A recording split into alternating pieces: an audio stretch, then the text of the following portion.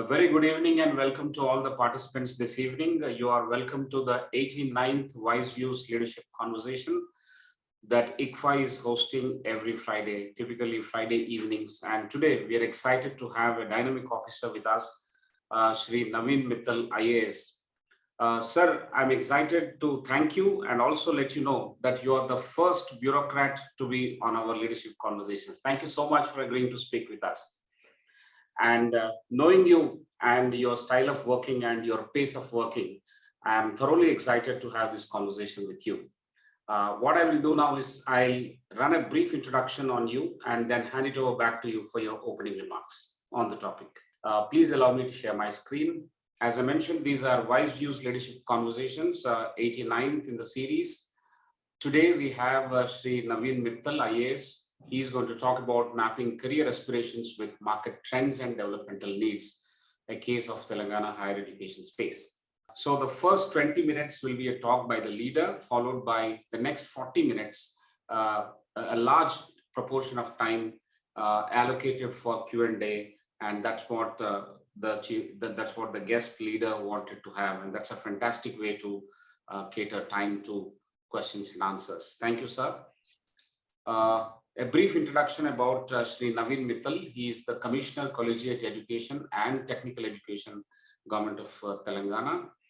In his 25 years long administrative career, Shri Navin Mittal has held several diverse posts like Commissioner of Visakhapatnam Municipal Corporation, Collector of Krishna and Hyderabad Districts, Special Commissioner in GHMC, Commissioner of Information and Public Relations, Secretary of Finance, and later Secretary of Municipal Administration and Urban Development in the state, and made his mark in reforming and re-engineering systems and processes wherever he has worked. For the last 4 years, Shri Navin Mittal is working as the Commissioner of Collegiate Education and Technical Education and has worked in transforming the higher education system in the state.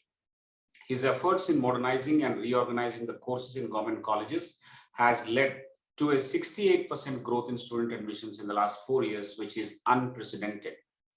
He has also helped revising the curriculum, wherein soft skills and employability skills have been made an integral part of the curriculum.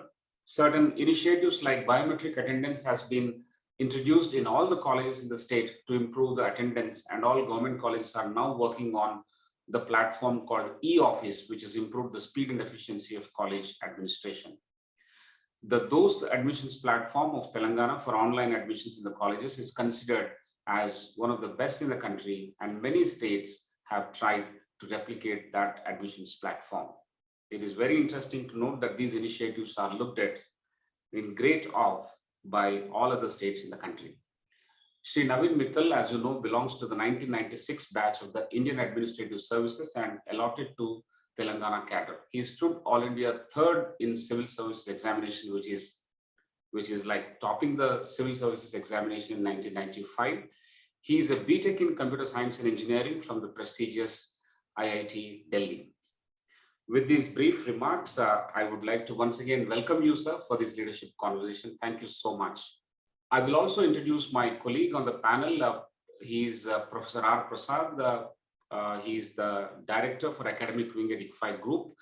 He brings with himself a rich experience of 3 decades as an entrepreneur, as a corporate professional, as well as an academic.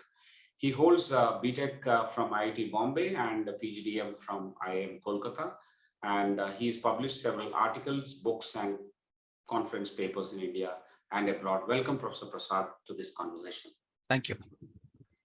What I will now do is I'll stop the screen. And sir, we are all ears to the talk that you are going to deliver now. I think a large number of people from cutting across their professions, age groups, cities and towns, and a few from abroad have joined.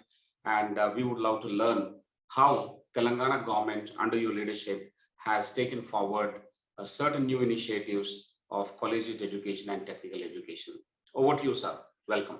Thank you, Sudhakar Garu, and thank you, Prasad Garu, for having me. And very good evening to all the viewers in India, and morning and afternoon to all those who are in other parts of the world. First of all, I must thank you and the ICFAI for having me here. It's a real delight to be talking about a very, very important topic. In fact, a topic which is very dear to my heart, and something which we have really, really worked on. And as you mentioned in my introduction,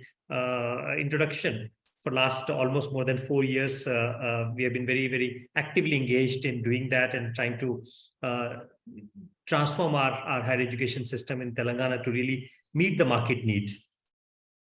To begin with, I can say that we are going through a very, very transformative times in the field of education.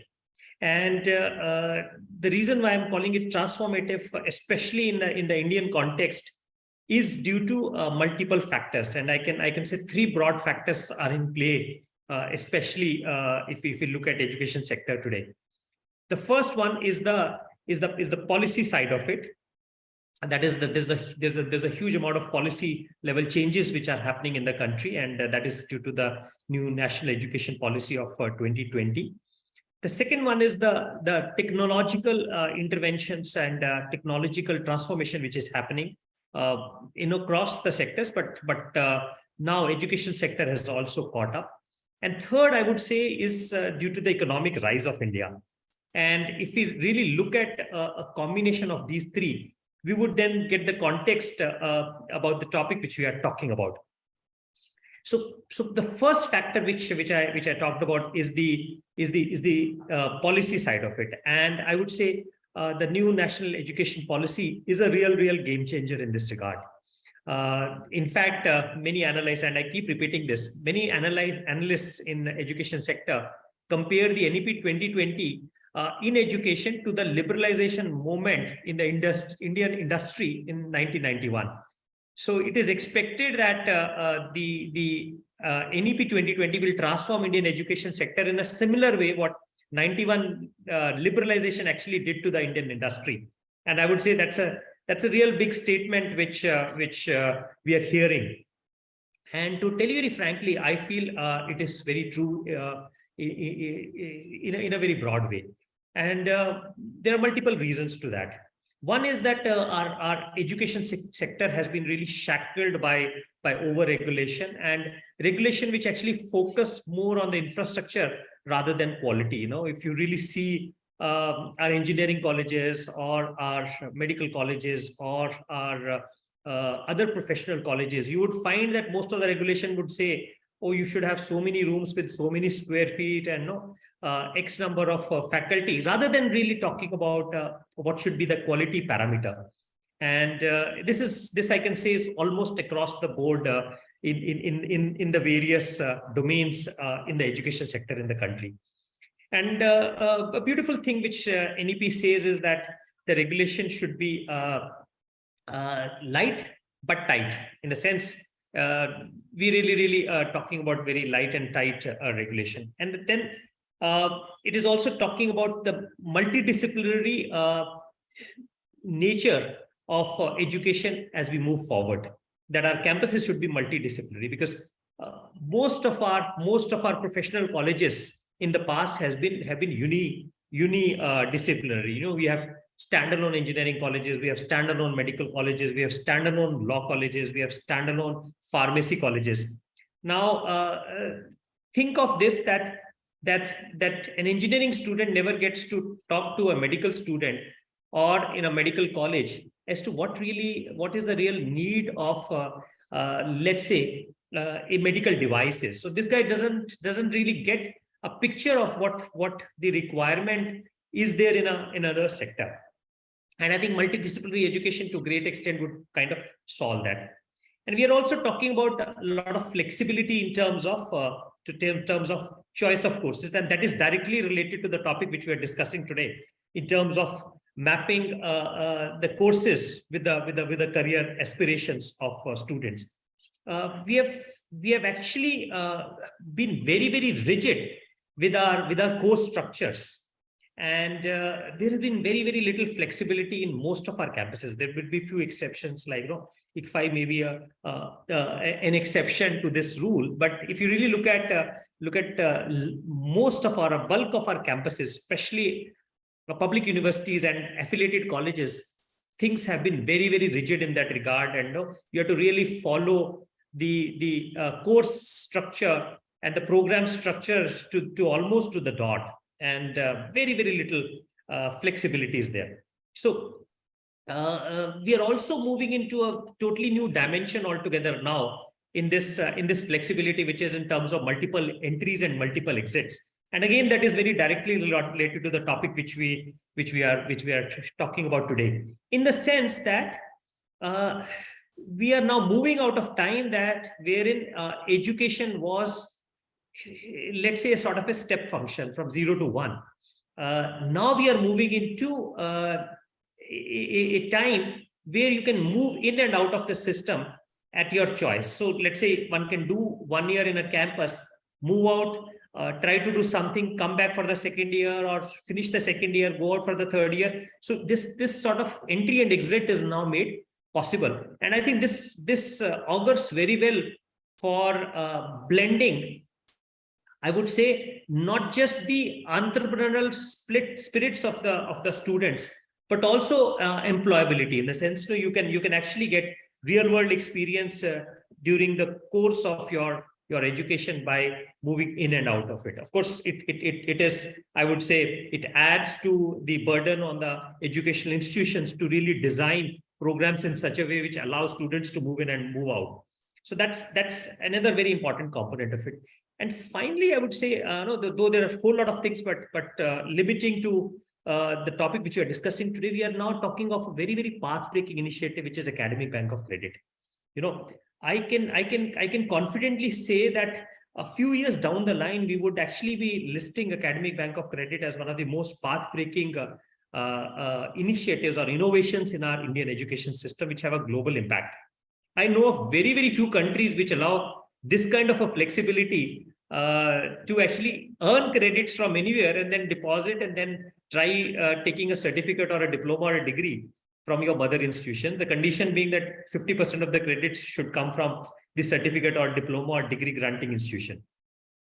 And this innovation is, I think, as path-breaking as the CoWIN app in the health sector, or the UPI innovation in the finance sector, which are, I would say, global leaders in the innovations in those two sectors. And I'm very, very optimistic that this is going to be one such innovation. And also, I think during my private conversations with the many leaders in the educational sector, especially from the private universities, are also really in the sense they are sort of concerned about the fact that once the digital university comes in, the university which is now proposed in the last budget, and the modality of which are being worked out. So we're going to have a national digital university, which along with SWAYAM can actually provide up to 50% of students' credits completely online. And that is, again, I would say, going to bring in huge amount of flexibility in the courses which the students can actually do while they are on a campus. And I think there is this entire gamut of I would say transformations which are now currently underway from the policy side. So it's a very exciting time from this perspective. Now, coming to the technological side of it, as I mentioned, the second big transformation is being driven by the technological transformation. And we know now we have overcome COVID, especially in the Indian context, and to a great extent we are back to normalcy. But the COVID has actually shown us that complete dependence on technology is not something which is desirable in the future.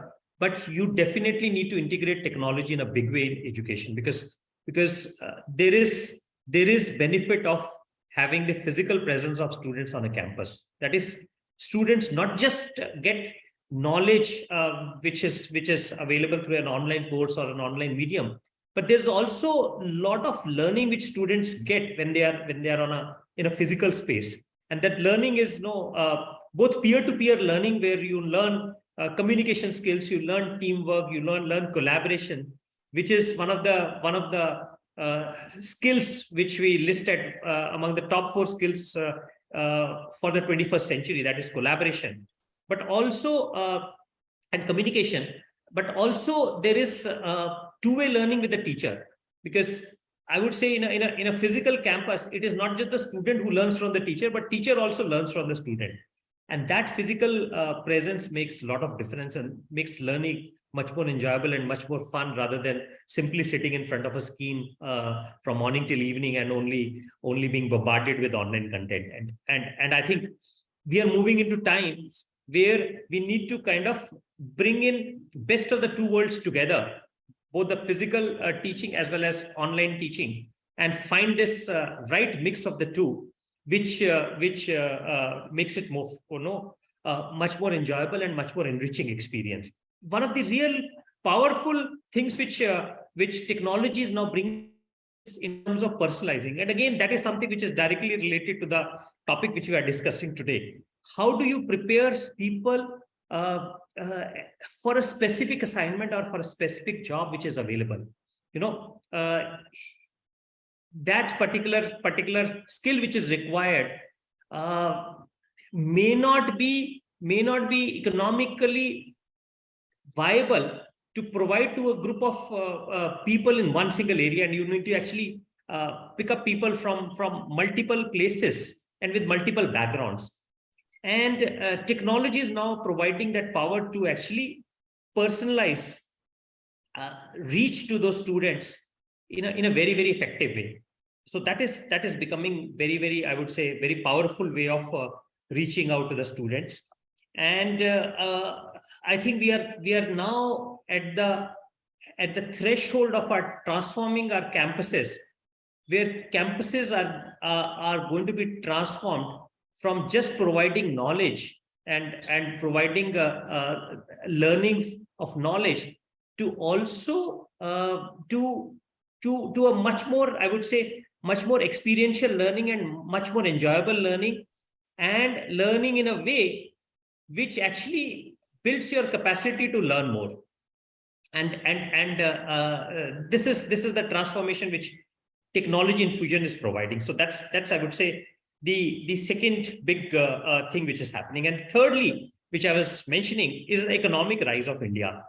I mean, we have already become the 5th largest economy in the world. We've just overtaken UK. Currently, we are estimated to be nearly a $3.4 trillion economy.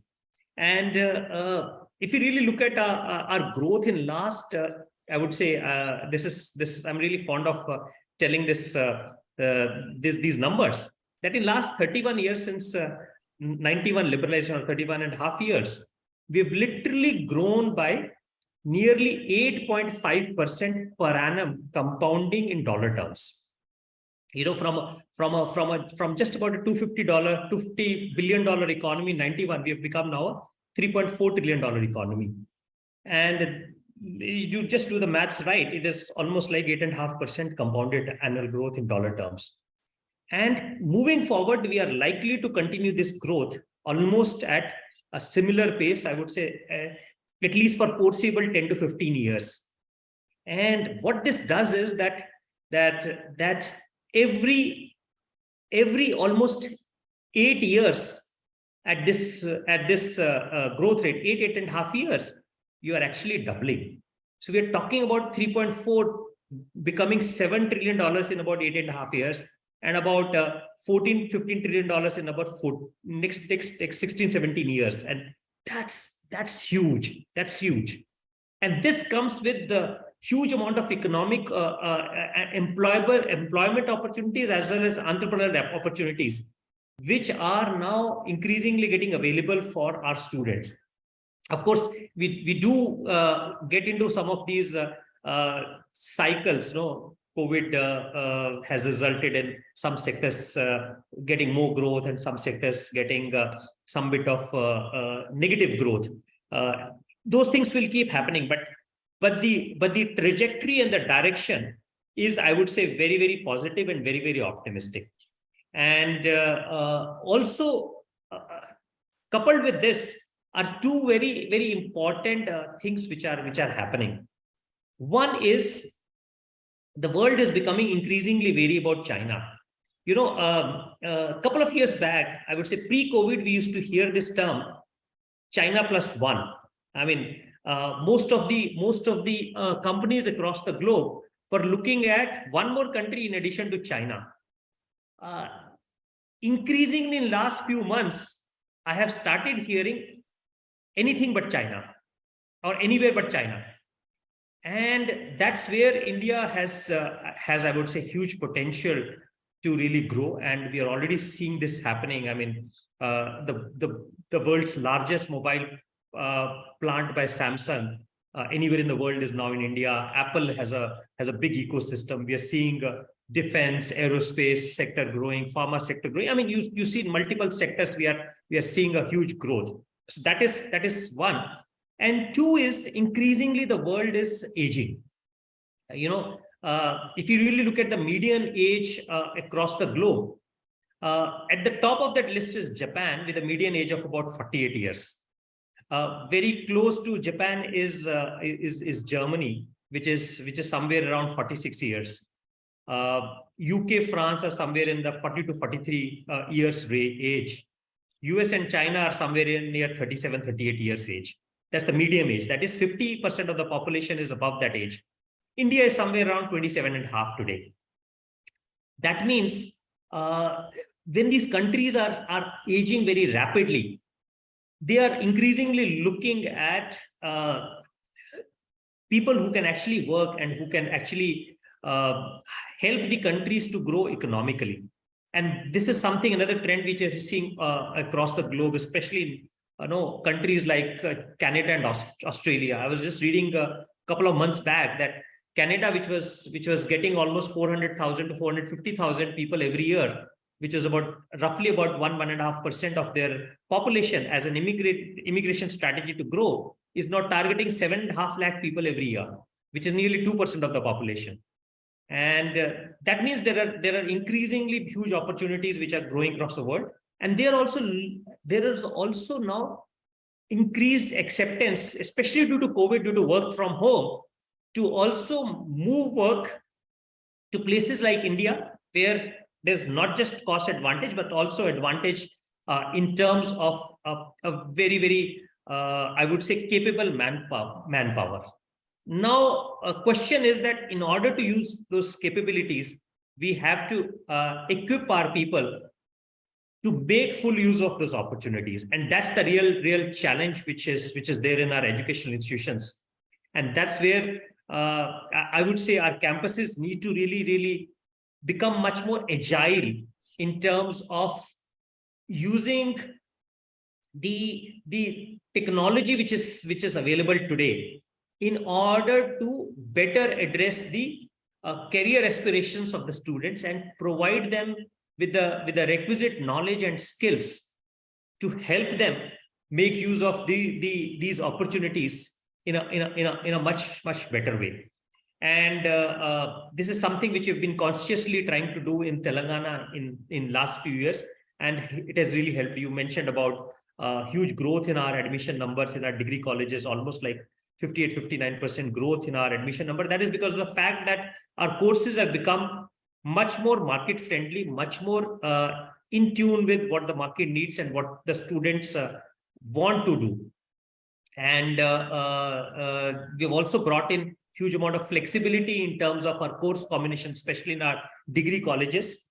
In our engineering colleges in last 3 years, our focus has been on adding new age courses. And I don't have the figures for this year, but I can give you the figures for 1920 and 2021. Those 2 years, out of all the new age technology seats which are added in the country, more than 20% were in Telangana. Our population share is just about 3.5% or close to 3% of the country's population. But 20% of the new age technology seats, engineering seats in the country were added here. That is AI, ML, cybersecurity, Internet of Things, robotics, and a whole gamut of such technologies, which will enable our students to make use of these opportunities of the opportunities which are increasingly becoming available in the market to get the right education to achieve those. With these few words, I'll stop here. I think I have limited myself to about 20 minutes to give this introductory remarks, but I'll be very happy to answer questions moving forward. Yes, sir. Thank you so much for these opening remarks. It is nothing less than a masterclass on the emerging trends in higher education space across the country. More like a policymaker, more like a hugely entrenched technologist, and also like an optimist on the economic scene that is evolving in the country. Across all these three spheres, you have spoken extremely well and given your perspective from the level that you look at this domain, both at the ground level as well as at the policy level where you are sitting as a commissioner. So thank you so much, sir. I think this is extremely useful for us to understand the path-breaking initiatives that are taking place as part of the policy guidelines that are emerging, more in terms of NEP 2020, and also in terms of how the technology is helping us take this leap. You know, when it is clubbed very well with this technology and the policy, which is so dynamic and so useful for helping us take this leap, your third dimension of economic rise is actually providing that much needed torque. And I'm sure we are all heading for a fantastic, rich scenario of higher education space in this country. And that is good enough to build this country and take us forward in the Committee of Nations in the near future. Sir, there are several things that you have mentioned. I am not going to actually waste my time in summarizing that. I will keep that towards the end. I would like to save the time now for all your responses to the questions that most of us are waiting for. I welcome all the leaders who have joined.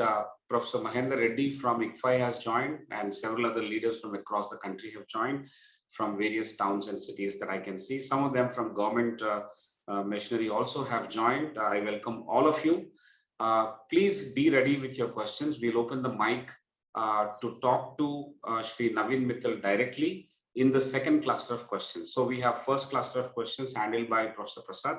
Then I'll come back for the second round of questions. At that time, we'll mix the questions that we already have, and then we'll take on-the-spot questions from you as well, so that you can directly interact with Shri Navin Mittal Garu. Now, may I request Professor Prasad to come in and initiate the first round of questions. Thank you, Professor Rao. It's been a wonderful introduction to a sector which is extremely strategic in my view. I think if you get education right, a lot of things will become right in all the other sectors. And I think this is a wonderful opportunity at this stage, given all that which has happened in the past. And I think it's exactly the right topic that we have broached up. The first question is about how do you foresee the future of education, higher education in Telangana, 5 years, 10 years down the line? A little more specifics on that, if possible. Okay, so I would say 5 years. In 5 years' time, we expect a lot of things which I talk about to actually get mainstreamed into our educational space. No, I talked about personalization of education and hybridization of education, in the sense that should become the norm. I am looking forward to a future, let's say in 5 years, where students don't come to class for content. So content should be available to them on demand. That is the basic theory behind that content. I should be able to access on a video, which I can watch at time of my choosing, place of my choosing, and speed of my choosing, and any number of times I want to, so that I have that basic theoretical inputs, and the class should become a space which should be more about analysis, discussions, and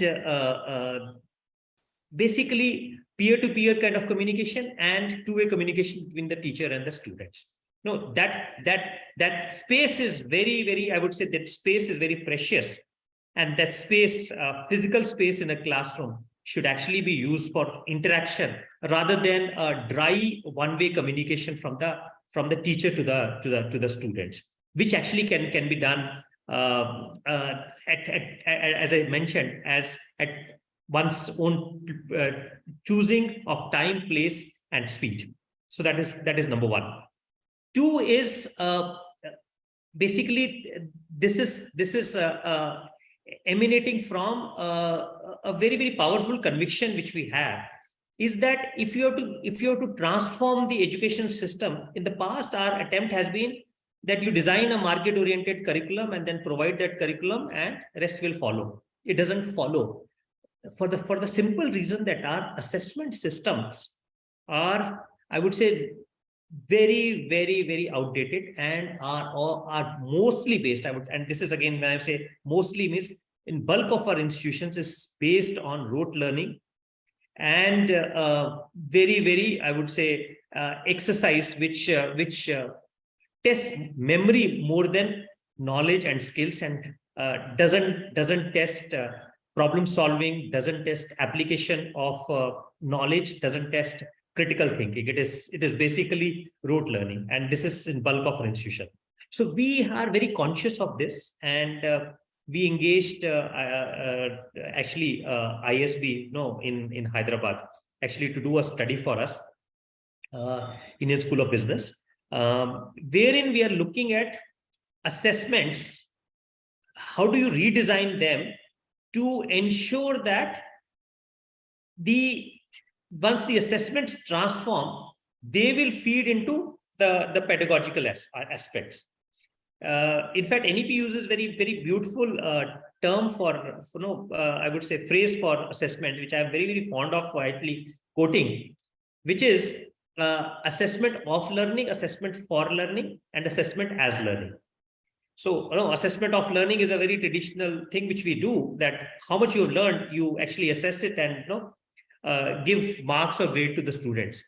But assessment for learning is actually meant for a corrective exercise. That is, I get a feedback as to where I'm not strong enough, where I'm weak, where I need to do more work. And assessment can actually be a feedback mechanism for me to learn more and equip myself better in the areas in which I'm weak. And assessment can also be a learning tool, that is assessment as learning, where assessment can actually be used for learning. I am asked to design something, I am asked to do an experiment, I am asked to visit the field, do some work on my own, create a project, create something, some innovation, and that actually becomes a learning experience for me.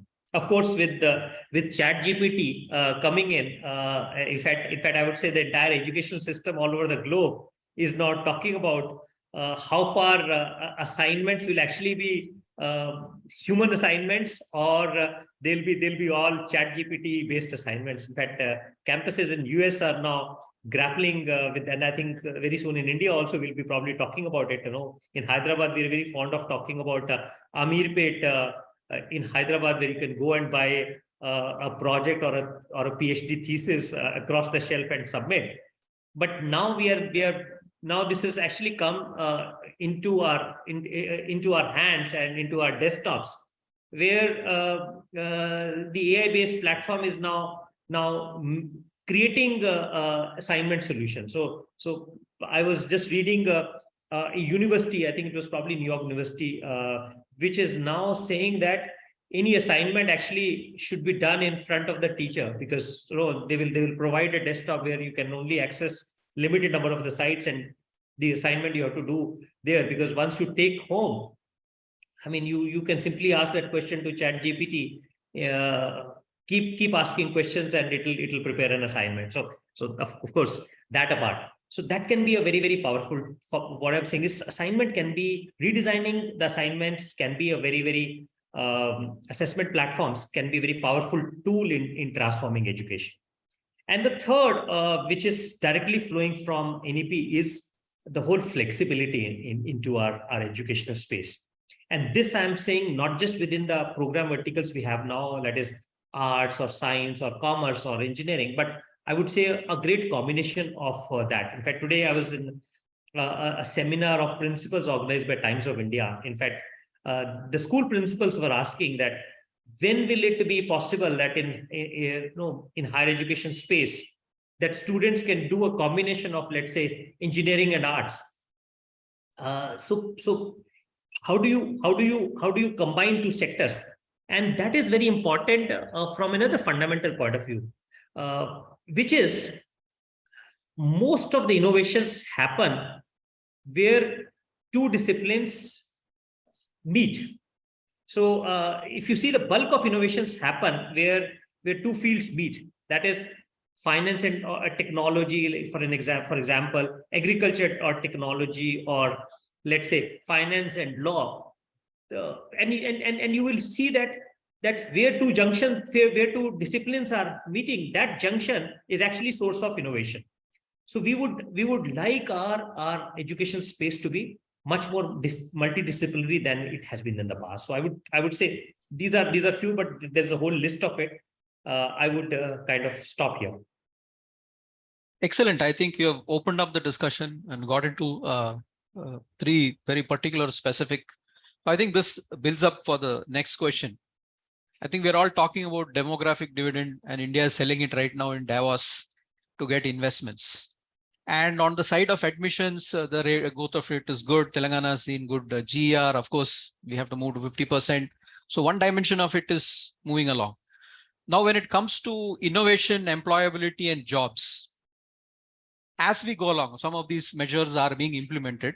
But how are we going to measure this in institutions, whether this is really happening or not in the next 5 years? Yeah. In the sense, you're very right. I mean, the biggest measure of outcomes in education sector is measured in terms of jobs. This is not so in most of the Western democracies, I would say. In fact, I had a person from Netherlands visiting us a couple of months back.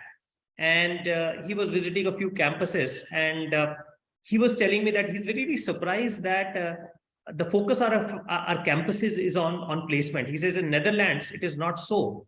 In the sense, if you are studying, you don't have to worry about a job. You study what you like, and you will definitely get a job. And this is so, I would say, in bulk of the developed countries. But in a developing country like India, where the economic opportunities, though they are growing, but as of now, they are still limited. Jobs is placements, job, employment is a very important component of it. And it is directly related to not just the students' aspirations also, but parental aspirations also, in terms of investing on the children, on the education. So this is something which is given for us, and we can't wish it away. Whatever ideological side we take on in the educational domain. Now the question I would say is that the question which we really have to ask is how much upgradation we can do in terms of what we are doing, in terms of the outcomes which you are mentioning, that is in terms of innovation, in terms of employment, in terms of something else which the students would be aspiring to do, where we are and what we are doing. And that incremental progress is something which is very critical. And I would say that role has to be played by every single campus. I mean, you know, there is no one solution fits all strategy. I think every single institution has to really look at where they are and what are the opportunities around, and how do you make use of those opportunities better. If we can enable our campuses to do that, I think the sum total of it is going to be something which we all will be really proud of as a country. And this is something which is really the need of the hour. I don't actually see that in many campuses. I mean, of course, as I mentioned, ICFAI is an outlier in that process, front end of it. But I'm talking about an average campus, or no, let's say bottom 50 percentile of the campuses around. That kind of strategic understanding of the opportunities around is not there, and they're just there for the sake of providing a degree, which is again provided by their affiliating university. I think NEP is also pushing them. You mentioned about GR. It is also pushing them now into being more and more, I would say, responsive or responsible, not just responsive to the market, but also responsible, because the roadmap which NEP is providing is that over next 12 years, that is by 2035, we will have only 3 types of institutions, which is research universities, teaching universities, and autonomous degree granting colleges. Now, when a college is going to grant its own degree, that degree will not sell until that quality is there. They can no more depend on a prestigious affiliating university providing same degree to all their affiliated colleges. But we are moving into a scenario where they have to do, and that is something which I feel will really bring in a lot of change. Excellent. I think you've hit the nail on the head. In our literature, we call it institutional employability versus individual employability. So to what extent is the institution developing employability, and how do you measure that?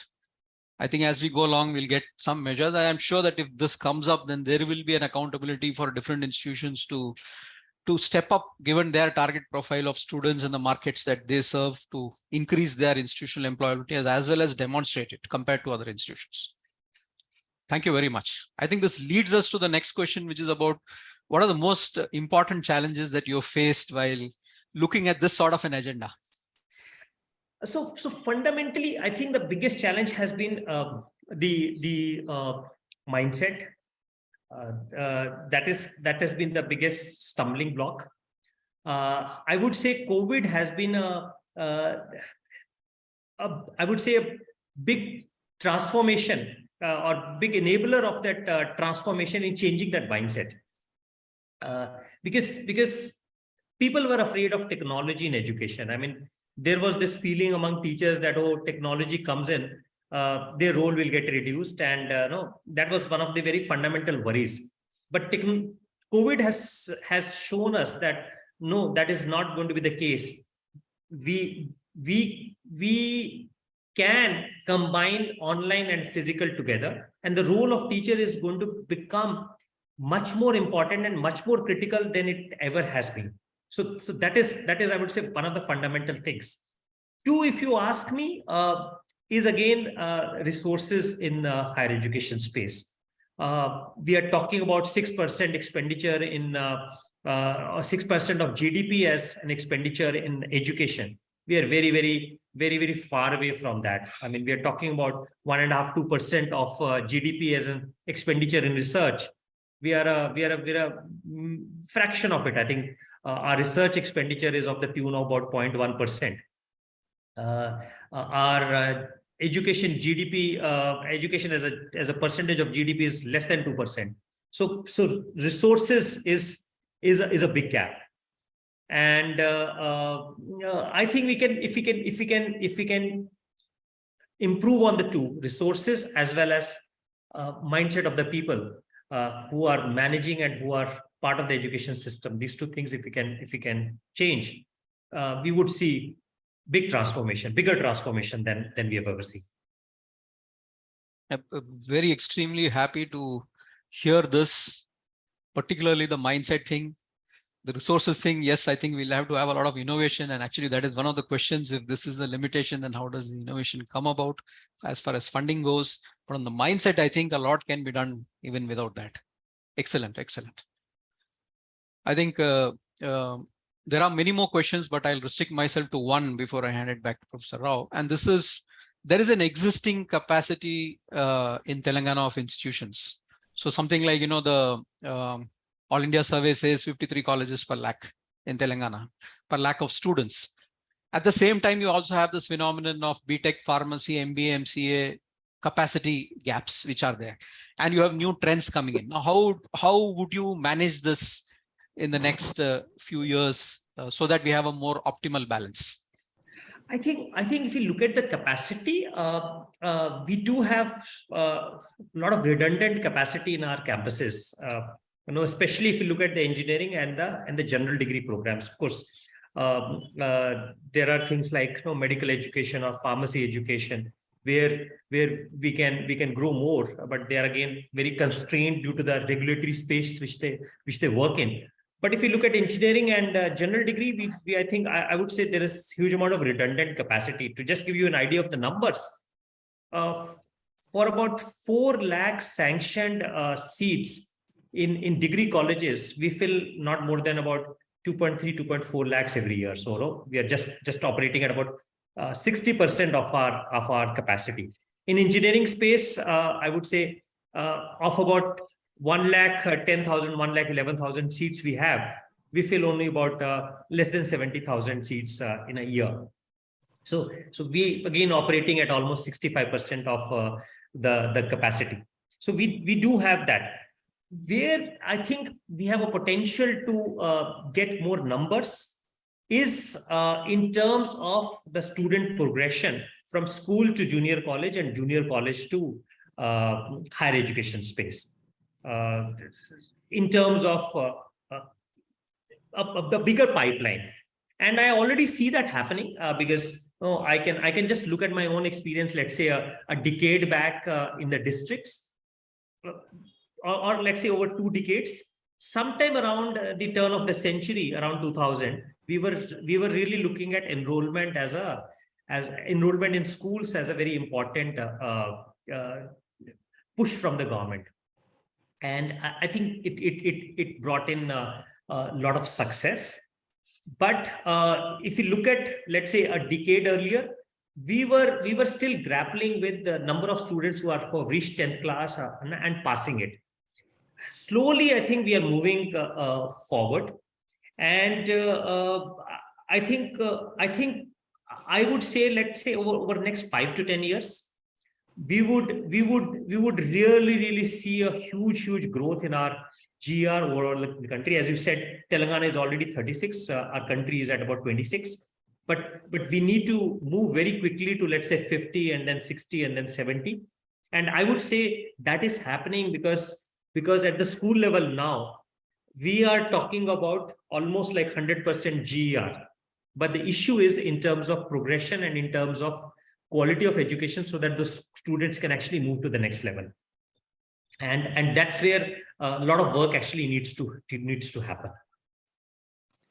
Excellent. I think what you're saying is that the demographic profile and the success in education is going to trigger this filling of the capacity, given that you're going to do some pivoting in terms of what kind of additional courses will be there, etc., etc. And that's what's going to take care of this kind of an issue which is there right now.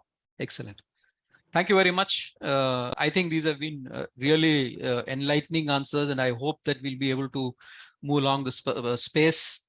I hand it back to Professor Rao. Thank you, sir. The conversation is very, very interesting and also hugely insightful in terms of the gains that Telangana as a state has made, considering the fact that this is a very young state and highly competent officers like you are working in the right kind of domains at a most opportune and appropriate time in the life cycle of this particular state. I'm hugely optimistic from the statements that you have made and the reasons and the logic that you have given. It is very, very interesting to continue this discussion. And in all probability, we will overshoot the time, sir. Not because that I have more number of questions, I will anyway sacrifice questions, but it is more because it is interesting to listen to you. With data, with insights, with reasoning and logic. It's an amazing thing to listen to you. I think you have been very popular right from the days of your district collector days of Hyderabad till now. And it's a great opportunity for everyone around the screen to learn from you. I will request Professor Mahendra Reddy to just give me 1 minute. I'll go to him. Before that, I'll ask one question. And given the brilliant officer that we have with us, I will ask 4 questions in one. and he is capable of answering all of them. So I will do that. Sir, how do you do competency mapping with respect to mapping the career aspirations vis-a-vis job specifications? That is, any specific technique and measures and initiatives and models that Telangana government has adopted? And how do you bridge the gap between, as we usually say, industry and education, the industry academia gaps? And the third one is, what is the progress with respect to, in this background, what is the progress with respect to implementation of NEP in our government, in our state, under your aegis? These are the three you can answer as a single question, sir. Then I'll go to Professor Mahendra Reddy. So, I'll start from the reverse side. So NEP, I think we are one of the leaders in the country in terms of imbibing the spirit of NEP in our educational system. You know, there are a few things in NEP which require regulations from national regulating bodies, and so those regulations can be directly implemented in toto, and we are doing that. But I would say the spirit of NEP is something which is really imbibed in our education system. So I can tell you that very confidently that we are one of the leaders in country in terms of implementing the spirit of that NEP. So one. Two is in terms of bridging the industry academia gap. I would say a lot is happening, but a lot needs to be done. A lot is happening in terms of collaboration between industry and academia to design the curriculums, especially I would say in the engineering space. It has happened to great extent. In fact, in our commerce education also, we are working very closely with the Institute of Chartered Accountants of India to actually ensure that there is an integration of curriculum of BCom and something which is required for a chartered accountant. Similar work is also happening with the Institute of Cost and Works Accountancy or Management Accountancy of India. So wherever there is an industry body, we are trying to work with that to do that. Something which I actually done, I would say very specifically in our degree colleges in last 1 year is we work very closely with 5 sector skill councils, and those sector skills councils are Logistic Sector Skill Council, the RASCI, which is the Retail Association Sector Skill Council of India. Third one is the Media Entertainment Sector Skill Council of India. The fourth is the Health Sector Skill Council of India.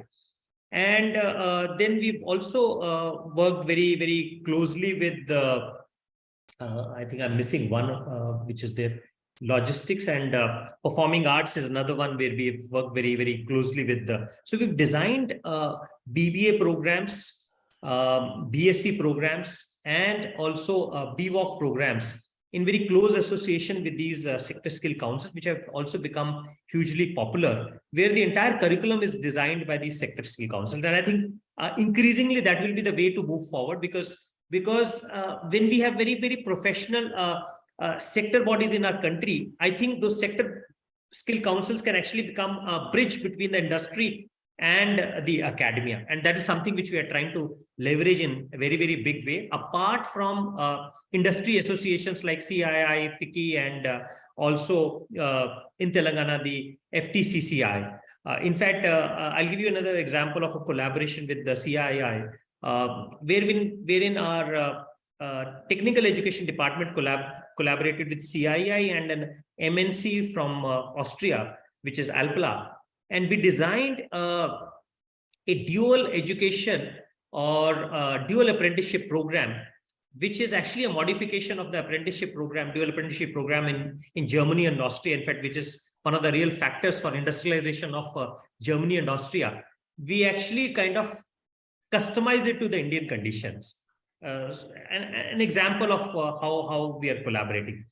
So I would say that there's a lot which has happened, but I would say there's a lot more which needs to be done in terms of, as I mentioned, in terms of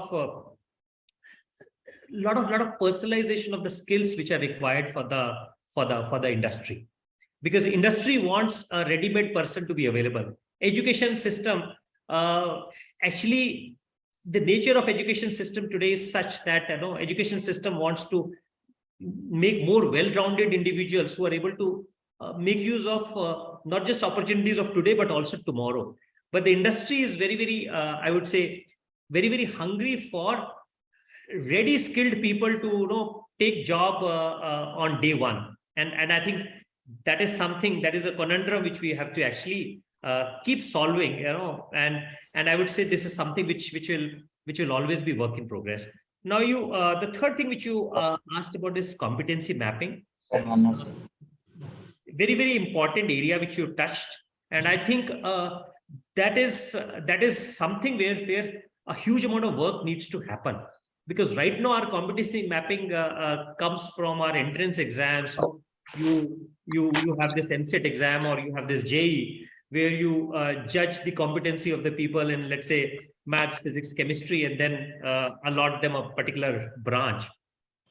But I think we need to go much more detailed into it, not just at the entry level into the higher education space, but also keep doing that and keep updating that year on year, so that you can provide the right guidance and right support to the students to actually work on their competencies and make use of the opportunities where their competencies can be actually leveraged. And I think that is something which really needs to be worked on in great detail. Amazing, sir. Amazing. It's a very comprehensive answer that you have provided in terms of the initiatives of collaborating with the industry bodies, whether it is Chartered Accountancy Institution or CWAI or FTCCI or even CII. I think all across collaboration with industry bodies on one hand, and also the sector-specific skill councils that we already have in the country, collaborating with them to take the progress, really making it more meaningful and taking it on the ground is something very, very happy and heartening to know about. Thank you, sir. What I would like to also know is the question that Professor Mahendra Reddy has been trying to ask. Sir, please come in and raise your question.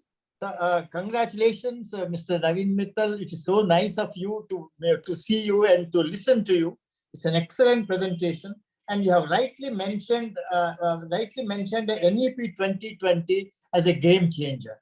And you have partly answered right now what Professor Sudhakar Rao was asking. But still, I like to ask the question, what progress Telangana state is making and what plans you have for the implementation of the NEP 2020 in terms of outcome-based education, or implementation of Indian knowledge system, or more important, just now you mentioned critical thinking, application orientation, which is fundamental, and also research mindset. You see, you have partly answered, but I like you to respond. Thank you, sir. Yeah, so I'll just give you an example of something where we have actually been able to not just work on it, but also become successful in it.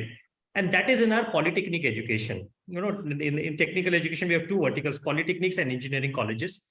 Because polytechnics, we have an independent state board of technical education and training where we have, I would say, which is a very agile organization, and things can be done very, very quickly there, and we have actually been able to demonstrate. So I can tell you that we are not just one of the first states in the country to actually have completely an outcome-based learning model in the curriculum of our polytechnics, but also in terms of imbibing the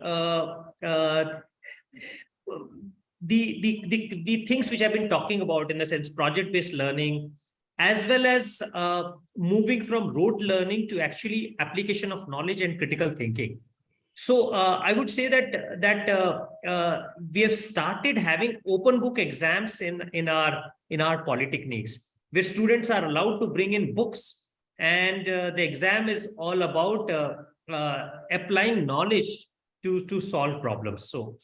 And I think, to tell you very frankly, this is something which should increasingly happen in our engineering colleges as well as in our degree colleges, you should be able to apply knowledge.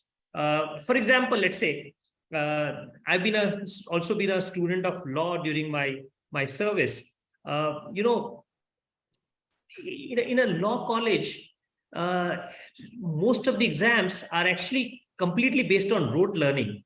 Why don't we allow bare acts for let's say law students, and then allow them to solve a real world problem and give solution. And similarly, the case with engineering, I would say that the only domain which is very, very experiential, I would say is the medical education, because medical colleges are co-located with the hospital, and the clinical work happens along with the study. I think, and I can tell you that the doctors which India produces are some of the best in the world. I mean, you never ask a doctor that you are lacking in competencies. Why so? Because experience and practical work is integrated into learning right from day one. Why can't we replicate that same thing in our other education institutions and in our other programs? And I would say that is something which is important. We are constantly working in that regard. In fact, I can tell you that our universities now are very, very receptive of this idea, and the curriculum which is being designed, there have been some great examples of wonderful work which has happened. I would say 2019 curriculum design in our universities, the one which we are following, one of the great transformation was that soft skills were brought as credit courses into the curriculum, something which was actually left for colleges to fend for themselves as an add-on hours which you work on to improve your employability, but we were actually able to bring into the core of it. And a similar work also has happened in the engineering side of it, where again, based on the model curriculum which AICT provided, the engineering program has also become more practice-based program rather than theory. But I would say that we still have a long way to go.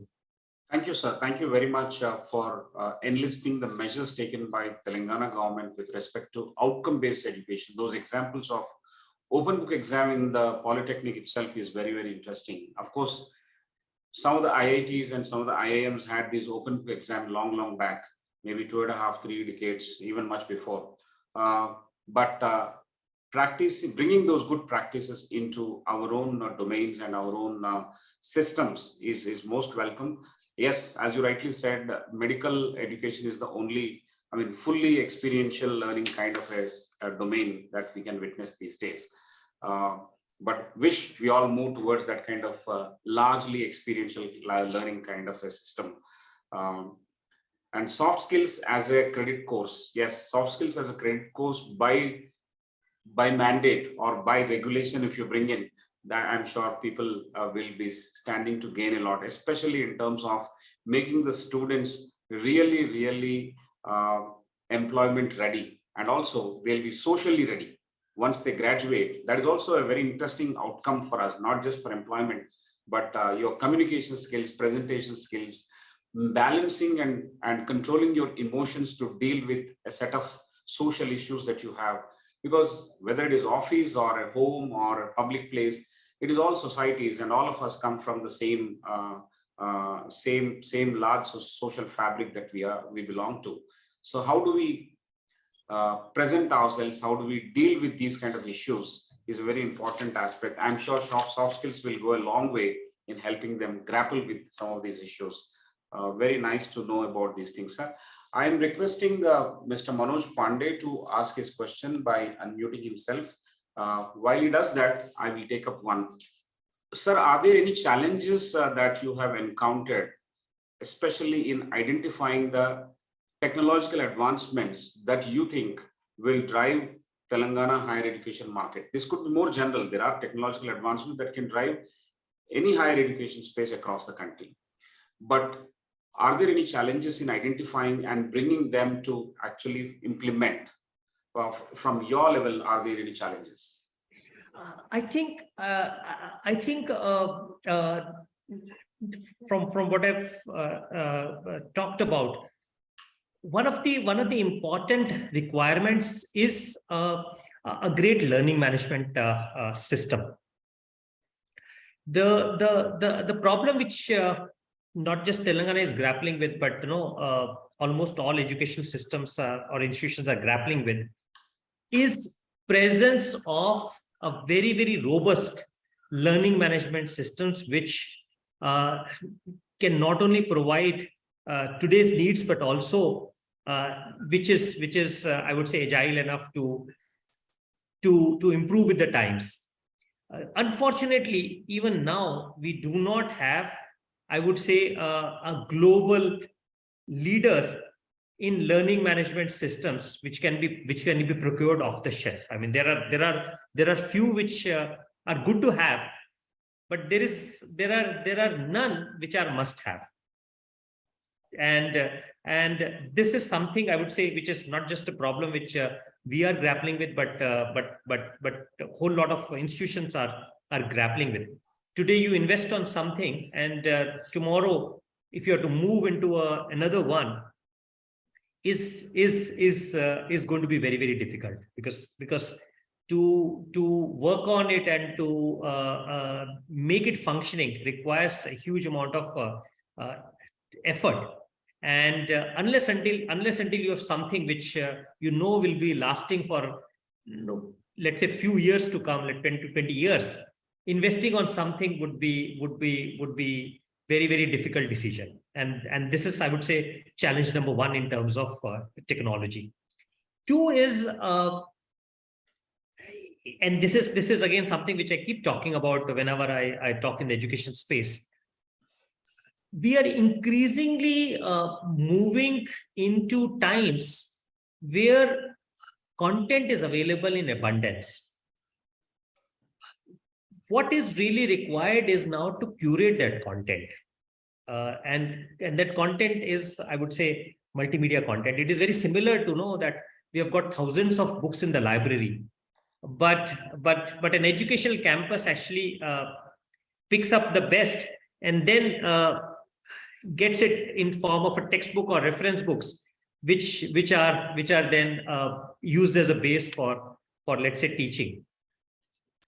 A similar work also has to happen in multimedia content. And I would say if every single campus starts developing their own content, I would say that's a very big waste of time and energy. And increasingly, campuses have to collaborate in order to curate the content which is available, and also to collaborate to create content which can be then shared among each other.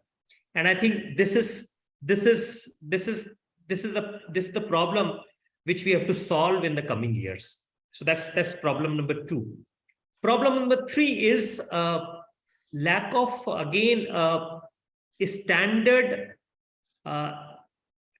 MIS platform or a standard ERP platform for educational campuses. Again, you have many which are good to have, but you don't have those two or three which can be one of the must-haves. No, it's something like, let's say, the fintech platforms which banks have. So you have three platforms which are global leaders.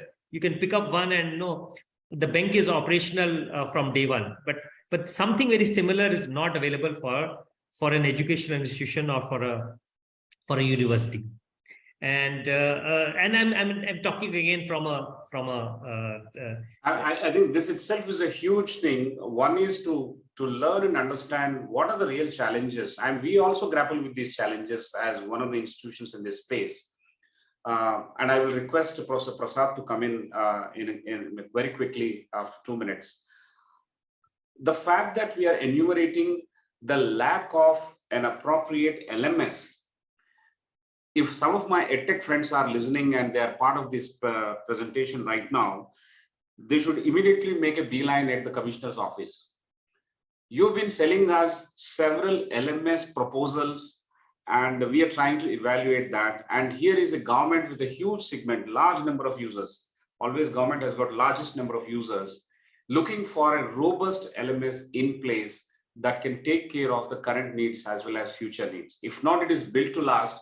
It should be built for a longer time, taking into consideration the upheavals in technology and requirements that will come up our way in the next 5 to 10 years.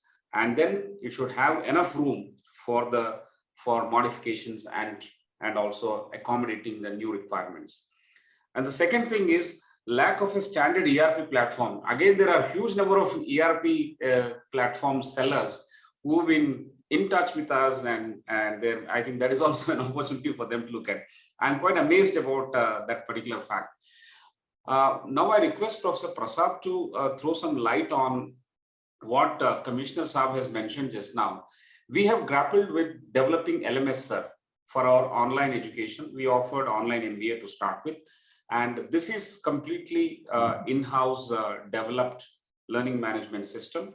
And prior to this, the experience of developing another learning management system called QuickForce, which we wanted to have only for our MBA program, that is the campus program, that was developed about 9 years back, much before COVID became an enabler for accelerating adoption of technology. We had kind of wanted to move into LMS and give a nice experience for the students, for the current students, for the prospective students, as well as the past students.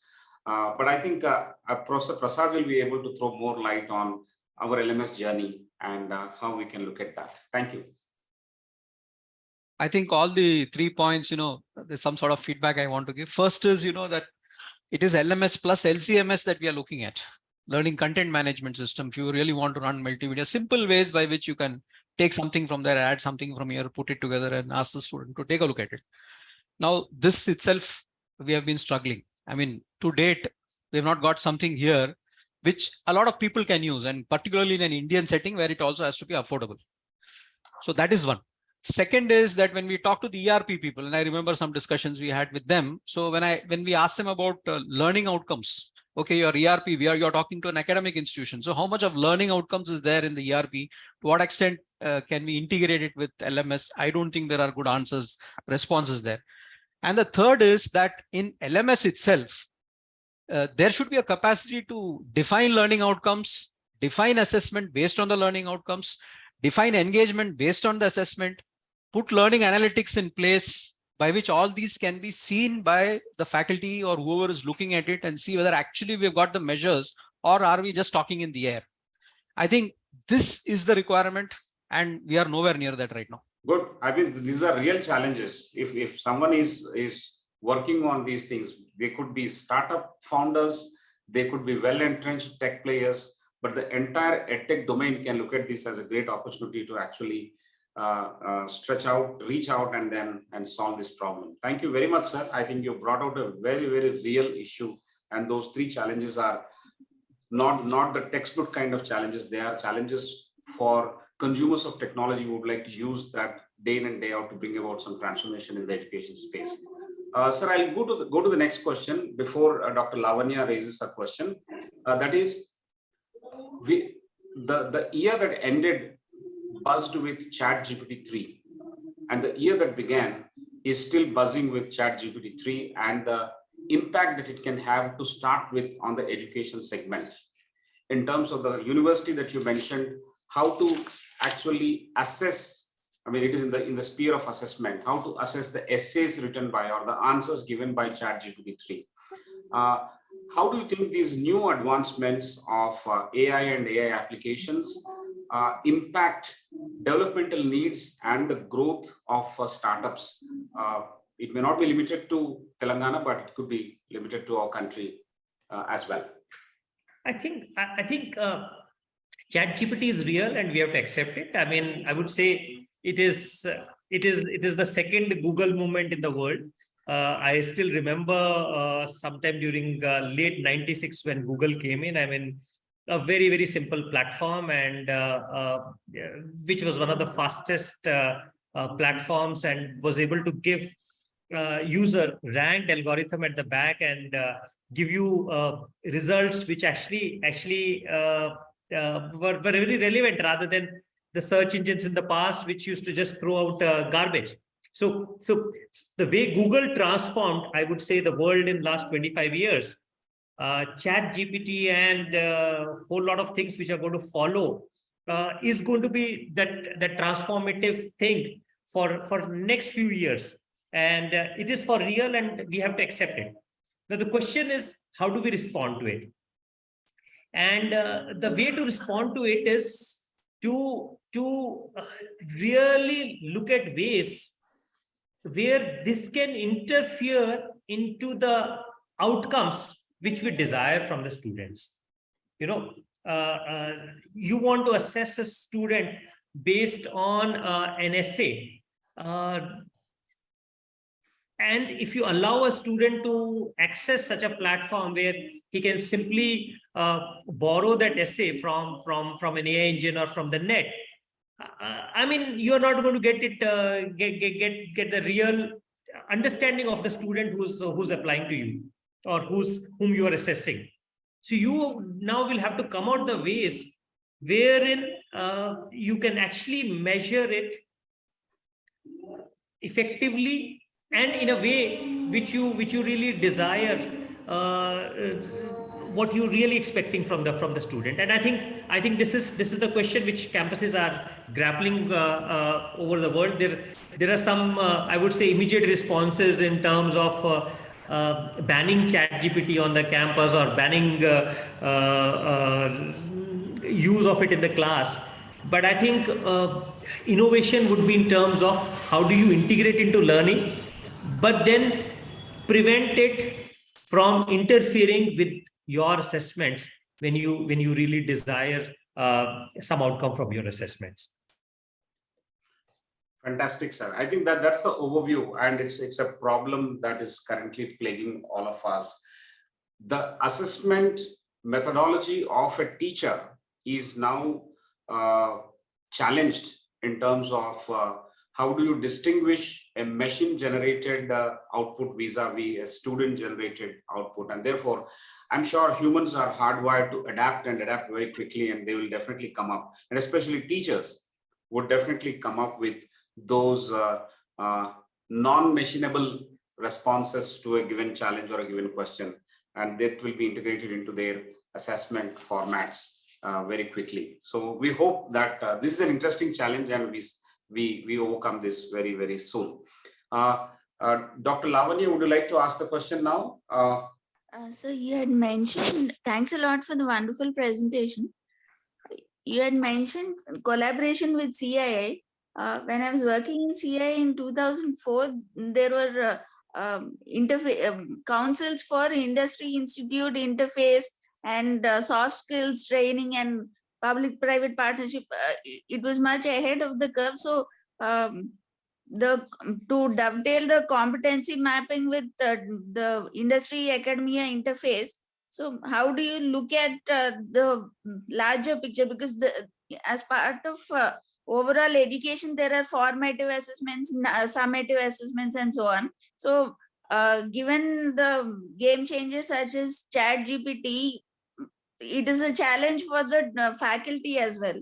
So it's difficult to discriminate between machine generated. Last week we had one on the Turing test, and how a similar thing can be, how a machine can write a review like a human.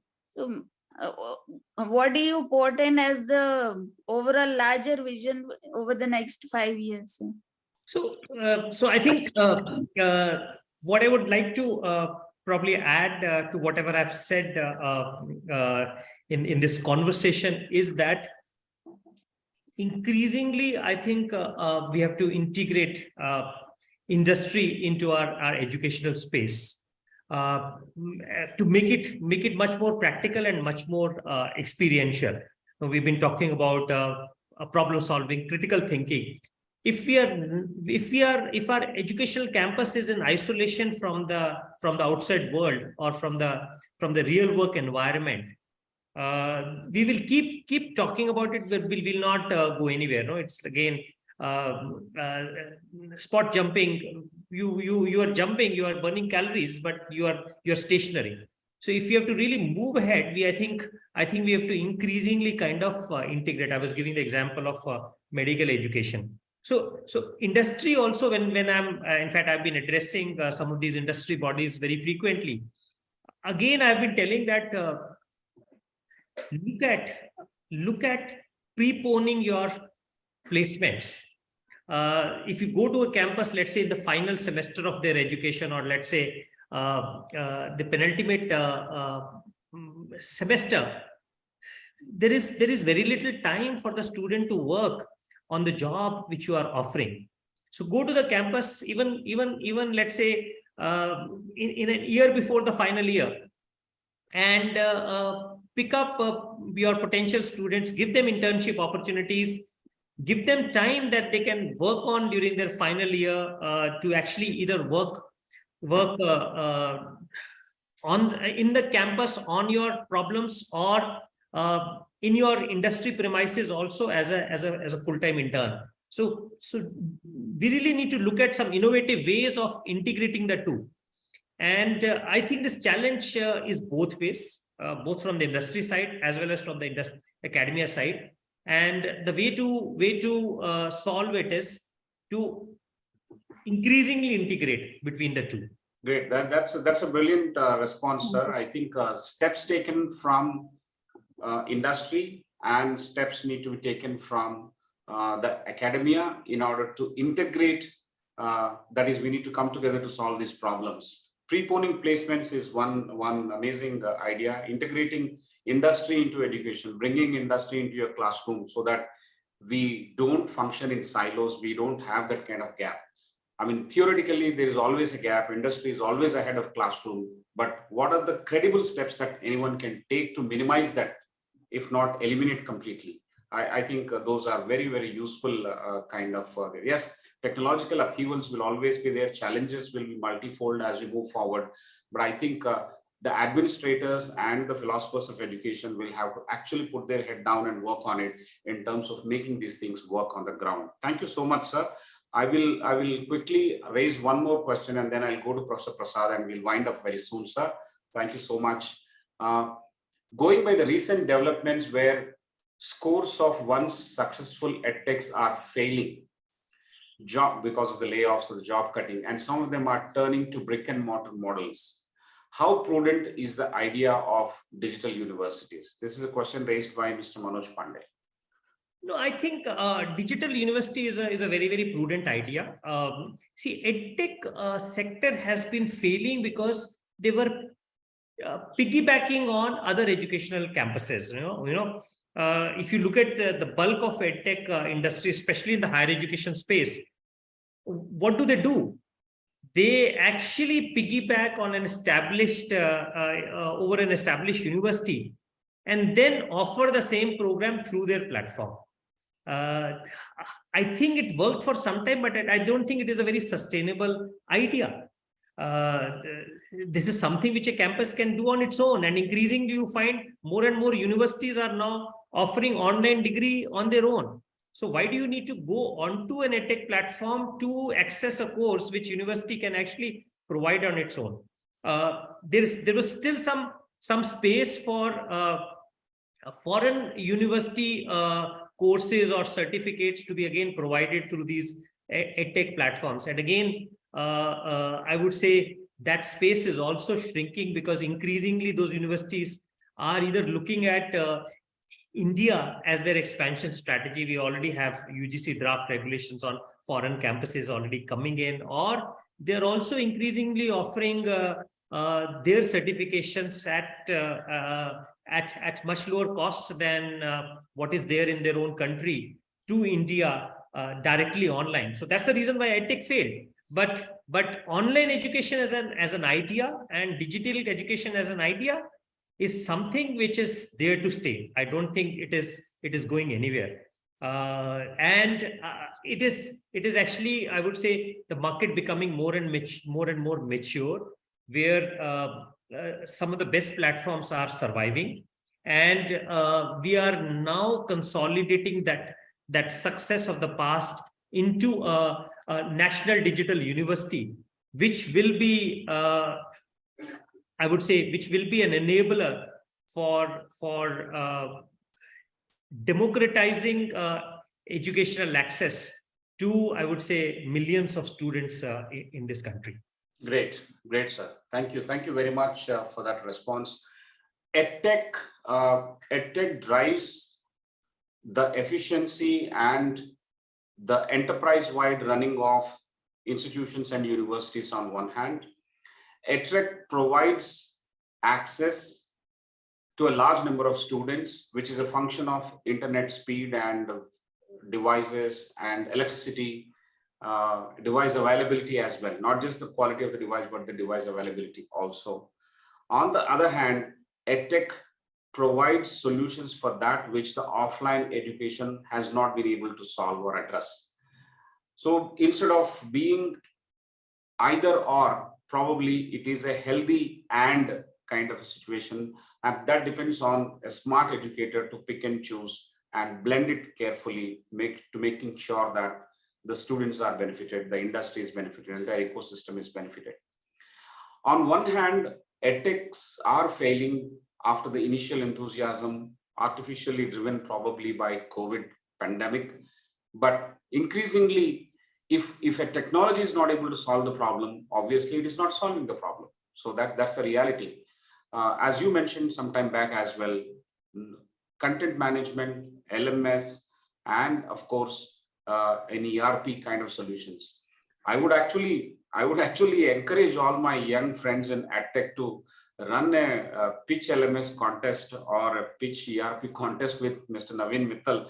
And if you people pass the test of fire with him, you're going to be the best one. Probably you will be a candidate for being a unicorn as well. But the problem is not solved.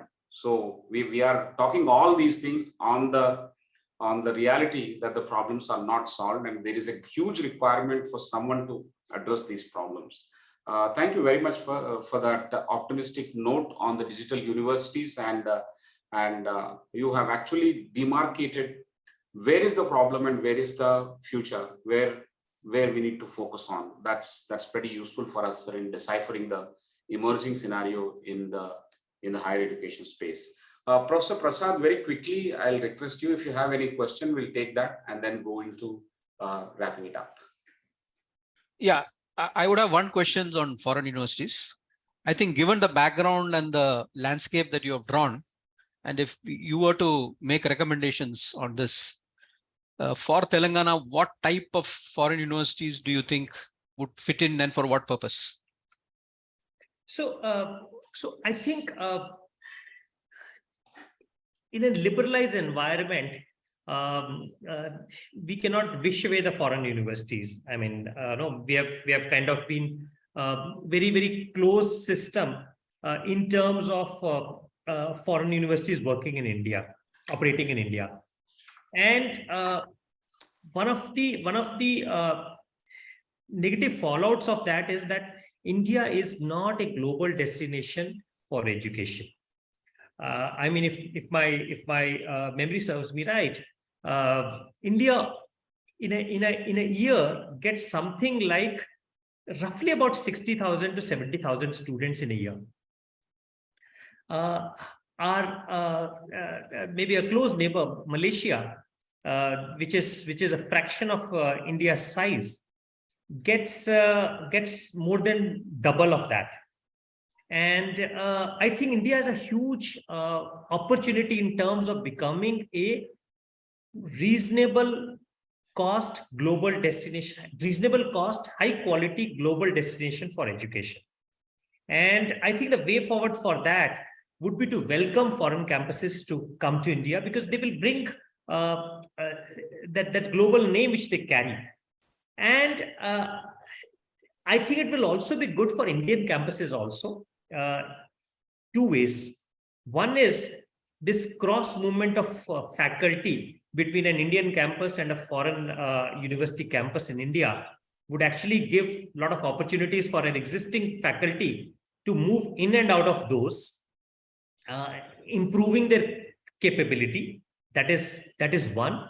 And two would be to learn from the best practices which they have, not just on the administrative side, but also on the academic pedagogical side. You know, when you have somebody actually working next door to it, who are probably having something which has worked across the world, would actually be a great learning for our campus also. And there'll be no other way but to change and to transform in order to compete well. So I think I'm looking at them from that perspective. One is helping India become a global destination for education, where there's a huge opportunity.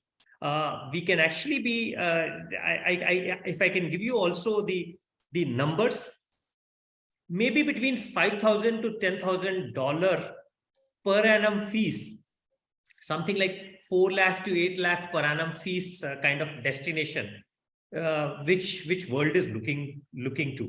No, that is one. Two is competition would also drive transformation in our Indian education system also, something which the entry of MNCs has done for Indian industry. No, make it change. Thirdly, for our faculty also, the faculty in our campuses would also get an opportunity to kind of, I would say, move in and out and probably rub shoulders with the best of the global faculty and learn from how they work and how they operate. That would be greatly helpful. Apart from these three things which I've said, and since you actually mentioned the requirement of Telangana, I think the requirement is actually in terms of high quality liberal arts programs. You know, if we really look at liberal art programs in the country, you can count those universities on your fingertips only. You know, you don't have a very large set of such universities which are very, very high quality in terms of liberal arts. And foreign universities are really known for that, for a very well-rounded program. I think engineering side we are good, but the competition would make them better and the best, and that would be what the competition would drive in. If we look at some of the other sectors, let's say management sectors, we do have examples of some world-class institutions like IIMs and ISBs. ICFAI again being a front runner in terms of a lot of sectors, apart from few other universities which are operating. But I think getting global campuses would again make them better and better to become global players also. If you can compete with them, then you know that you are one of the best in the world. Excellent. I think you pointed out two major aspects. First is to build up the ecosystem and to improve the overall higher education ecosystem. And the second is as a strategy. I think you very clearly pointed out, you hit the nail on the head on the liberal arts, where it's clearly a win-win situation, and a lot of demand which is coming up from students across the country to take this up, as well as you said, the cross-pollination, interdisciplinary aspect. And also excellent. India being a global destination for education. Excellent. Yeah, thank you. Thank you very much, sir. We have just completed 96 minutes of this intense, well-invested conversation on this amazing topic that is enveloping all of us positively and also with some challenges. Allow me to just summarize for the benefit of those who have joined late and those who would like to see this from our archives subsequently. Just a few bullet points, because there are numerous takeaways from this. I'll try if I can come closer to that. I'll just take 2 minutes out of this. This amazing conversation began with understanding the landscape of higher education and the emerging issues and how it is marked with some of the transformative times that we are living in. One, in terms of the policy itself, second, technology, and the third one is in terms of the significant economic rise that we all have been witnessing. Policy has, especially in terms of NEP 2020, has been light and tight kind of regulation. The second aspect has been multidisciplinarity. And the third and important thing is from how it has moved from a erstwhile step function to the new or proposed flexible kind of multiple entry, multiple exits facility that has been provided. So these are some of the important transformative policy-wise steps that we are all encountering. Second bucket was technology. Sometimes it's called black swan kind of event. COVID has been one of such events where a large, unpredictable or unpredicted event that affected us in the larger environment has forced us to do something good, or something transformative, something disruptive has emerged out of that. COVID and EdTech or use of technology into education has happened. While weighing the benefits of physical space for learning, we have also advised us how we can use technology for solving the problems and enlarging the scope of the basic attributes or the basic aspirations of the education system itself, both in public as well as private. And the third one is a huge optimistic picture of how the economic front this country has been growing over the last 31 years. Specifically, you mentioned that in dollar terms, I think the annual growth has been about 8.1%.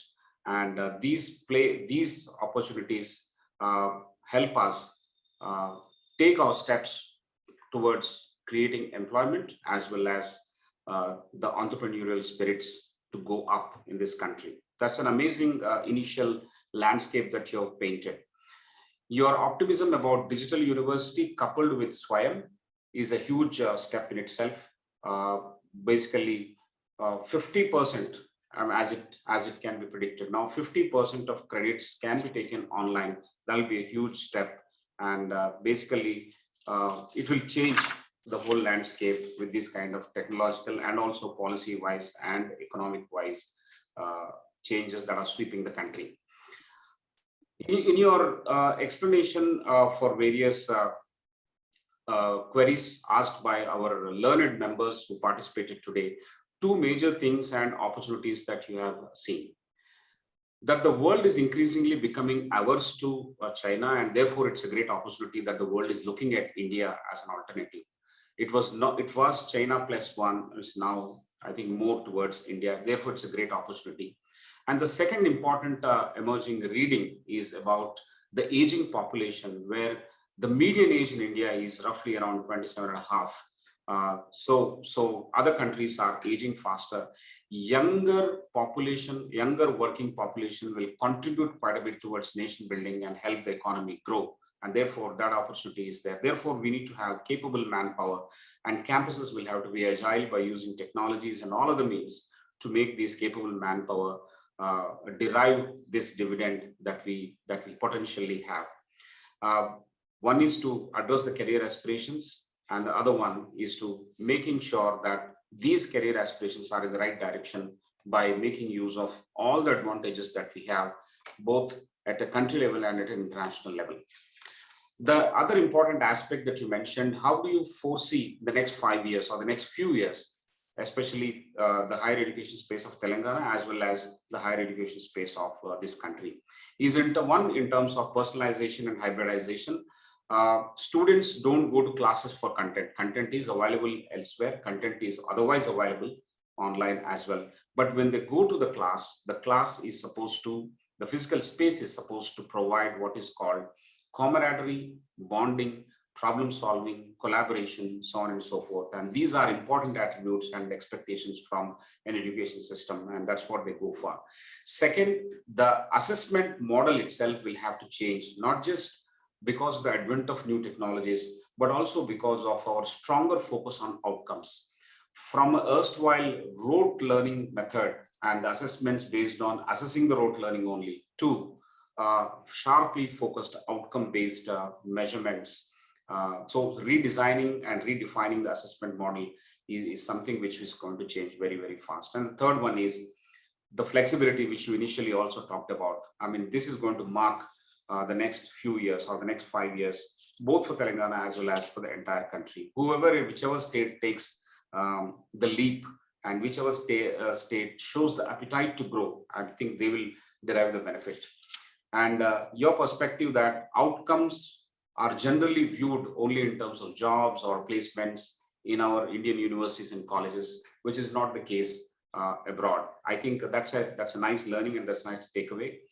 The strategic understanding of opportunities should be viewed holistically by the people who run the education institutions, both government as well as private, and make necessary changes to grab those opportunities and prepare these students as citizens of the world and citizens of this country with critical thinking, with problem solving, including design thinking and various other tools, and then prepare them for what they will be shouldering this planet or shouldering the mankind for the next few decades together. I think that's the bigger responsibility, and not just to be limited to viewing it as an outcome of jobs or number of placements that you have in our campuses.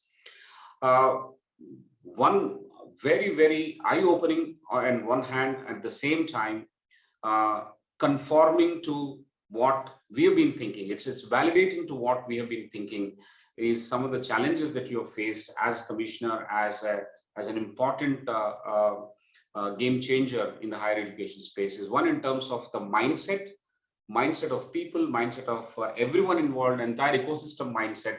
That's one thing. And the other one is in terms of resources. There's always going to be a challenge on resources. So certain opportunities, of course, were fast-tracked with COVID. So that is something that has helped us both in private as well as private and public to move forward. The preparedness or the status report of NEP with respect to Telangana state, beautiful insights you have mentioned, that in terms of imbibing the spirit of NEP 2020, Telangana has been in the forefront, and your collaborative steps that you have taken with industry bodies on one hand, and with the specific skill sector councils has been very, very specific, and it's a huge takeaway. I think such collaborations also to be done by private players. I mean, government is showing the way here, and leading private institutions will have to take up. One such example I would like to give is that some 30 years back at ICFAI, soft skills program has been integrated into as a main course with credit.